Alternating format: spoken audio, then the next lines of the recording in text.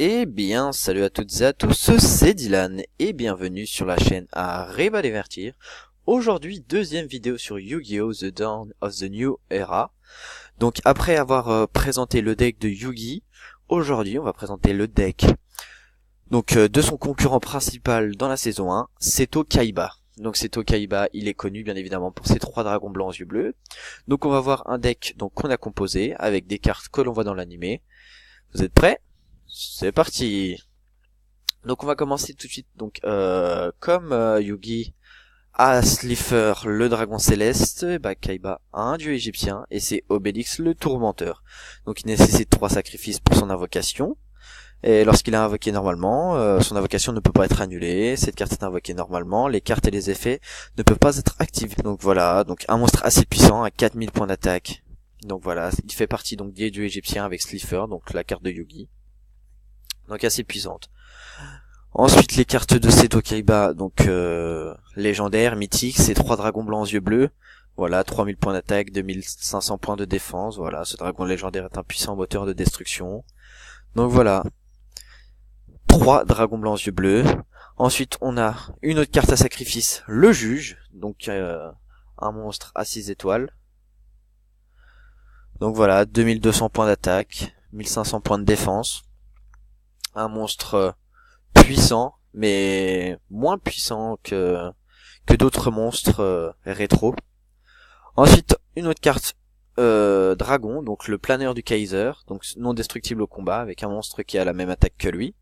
Si cette carte est détruite et envoyée au cimetière, cibler un monstre sur le terrain, envoyer la cible à la main. Donc assez puissant, 2400 points d'attaque, 2200 points de défense. Voilà, 6 étoiles, 2 sacrifices, assez puissant. Un autre dragon. Ensuite, Aquamador, donc un monstre plutôt intéressant avec 1200 points d'attaque, 2000 points de défense, 0 sacrifice. Donc il peut être invoqué normalement, donc une carte assez intéressante en termes rétro. Ensuite, un autre monstre à effet, donc chevalier épée, donc tant que vous avez un monstre tant que vous avez max une carte dans votre main, cette carte gagne 400 points d'attaque. Si vous ne contrôlez aucun monstre, les effets des monstres flip d'être au combat avec cette carte sont annulés. Donc assez puissant, ça permet de contourner notamment des insectes mangeurs d'hommes, des soldats pingouins, etc. Donc une carte assez puissante, 1600 points d'attaque, 1000 de défense, donc c'est assez intéressant. Ensuite, une carte plutôt intéressante, encore un dragon lumière, le dragon alexandrite, donc 2000 points d'attaque, 0 sacrifice, c'est une carte assez intéressante qu'on trouve souvent dans les decks Kaiba avec associé au dragon blanc, etc., etc. Un autre monstre dragon, deck phare, archétype phare de Kaiba, les dragons. Le dragon étincelant, donc 1900 points d'attaque, 1600 points de défense. Aussi une carte très intéressante à 0 sacrifice. Encore un monstre dragon, donc la garde royale du dragon. Vous pouvez envoyer un monstre de type dragon depuis votre main au cimetière pour augmenter l'attaque de cette carte de 300. Lorsque cette carte que vous contrôlez est envoyée au cimetière par l'effet d'une carte de l'adversaire, vous pouvez invoquer spécialement un monstre normal de dragon depuis votre cimetière, depuis un des cimetières. Donc voilà, donc assez intéressant. Dans une base dragon, ça permet de jouer. On peut invoquer spécialement, donc par exemple un dragon blanc aux yeux bleus qui a été envoyé au cimetière. Donc on peut l'invoquer normalement. Donc assez intéressant, donc 1700 points d'attaque, 1300 points de défense. Ensuite, 2 planeurs du Kaiser.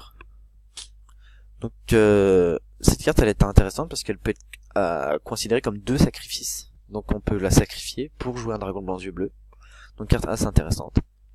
Une autre carte de l'animé qu'on voit souvent, de Kaiba, la Jin, le génie mystique de la lampe. Carte assez bonne pour l'époque. Ensuite, un autre monstre de Kaiba, dragon. Le dragon tapis dans la caverne, donc 2000 points de défense. Donc, comme Aquamador, donc une carte aussi intéressante. Une carte aussi de Kaiba que l'on retrouve dans l'animé. Donc, le Marauder Vorse, donc carte aussi intéressante, assez puissante pour l'époque. Ensuite, on a le Seigneur des dés, donc les monstres de type dragon sur le terrain ne peuvent pas être ciblés par des effets de cartes, donc assez intéressant pour protéger tous les dragons de Kaiba. C'est intéressant. Ensuite, on va passer à des cartes de l'animé aussi qu'on voit souvent. Donc le géant Itotsumi, donc carte assez répandue qui joue souvent contre Yugi dans la saison 1. Donc ensuite, on a aussi une autre carte mythique, Sagi le clown des ténèbres. Donc ce sont des cartes pas extrêmement puissantes, mais ce sont des cartes mythiques de Yu-Gi. Ensuite, on va passer au tank de Metal Z. Au tank de Metal Z, aux têtes de canon X et tête de dragon Y. Tête de canon Y. Donc voilà, donc ces trois cartes qui vont ensemble permettent de faire notamment donc des fusions que l'on verra plus tard. Donc voilà, on a ça. Donc tank de Metal Z, tête de canon X et tête de dragon Y. Voilà. Ce sont des cartes qui vont ensemble. Ensuite, un monstre dragon encore.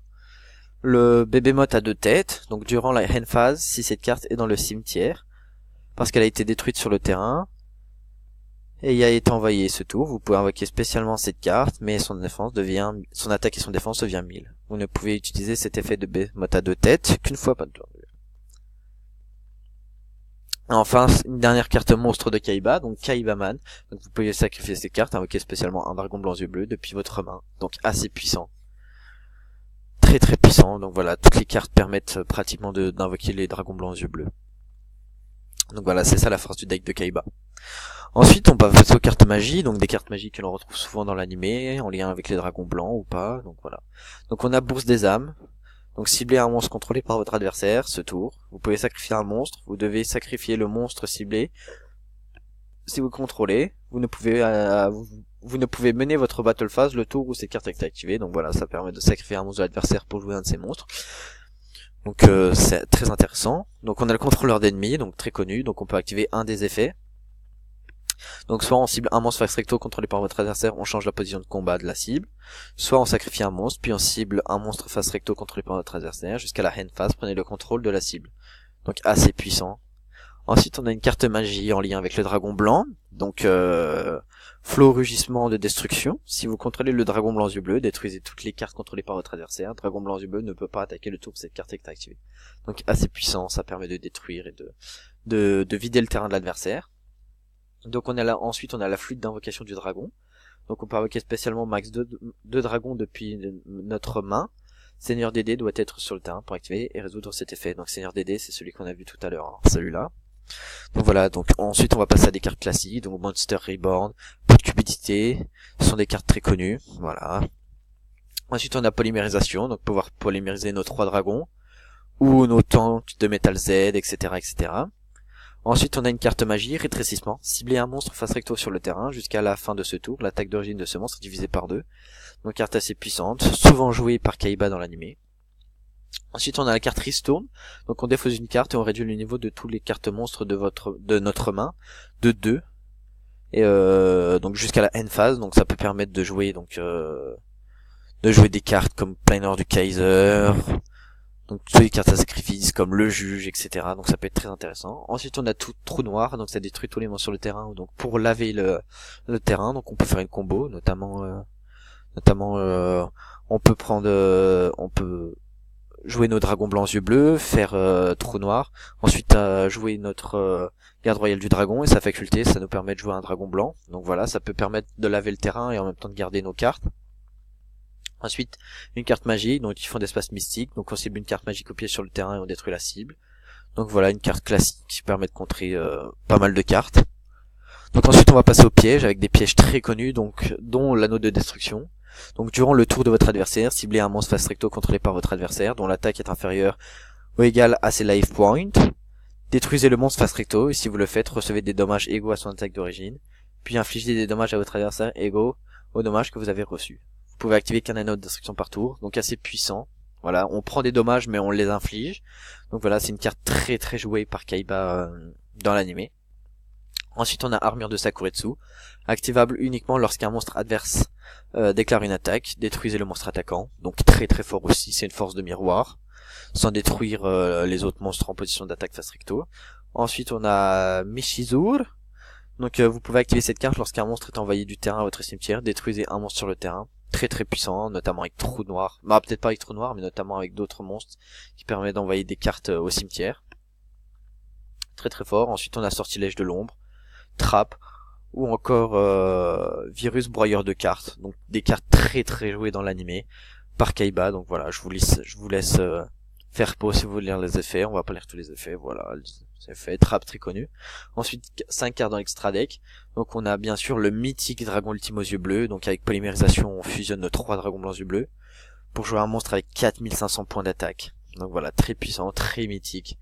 Ensuite on a toute notre panoplie, donc comme je vous ai dit tout à l'heure, avec la carte dragon canon XYZ, donc faut fusionner tête de dragon X, tête de dragon Y et tank de métal Z. Donc voilà, avec polymérisation.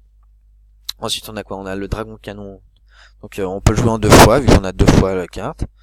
Donc voilà, 2 arcs différents. Ensuite on a quoi? On a canon dragon XY, donc là ça nécessite que tête de canon X et tête de canon Y, voilà, avec polymérisation. Comme tout à l'heure, je vous laisse mettre pause dans la description. Je vous laisse mettre pause sur la vidéo si vous voulez lire les effets. Et enfin une dernière carte, donc canon dragon catapulte XYZW, donc ça joue avec tigre catapulte V, donc je vous montre la carte. Tigre catapulte, donc voilà. Tigre catapulte. Voilà, on a ça aussi qu'on peut rajouter. Voilà, on n'a pas mis toutes les cartes de l'anime parce qu'il y en aurait beaucoup trop. On a mis des principaux. Il manque beaucoup de cartes, voilà, mais le principal est là, les monstres mythiques, Dragon Blanc, le Juge, Vorst, le géant Itotsumi, Sagi, voilà. Donc les cartes sont principales. Donc voilà, donc un deck de Kaiba, donc qui a été réalisé sur Yu-Gi-Oh! The Dawn of a New Era.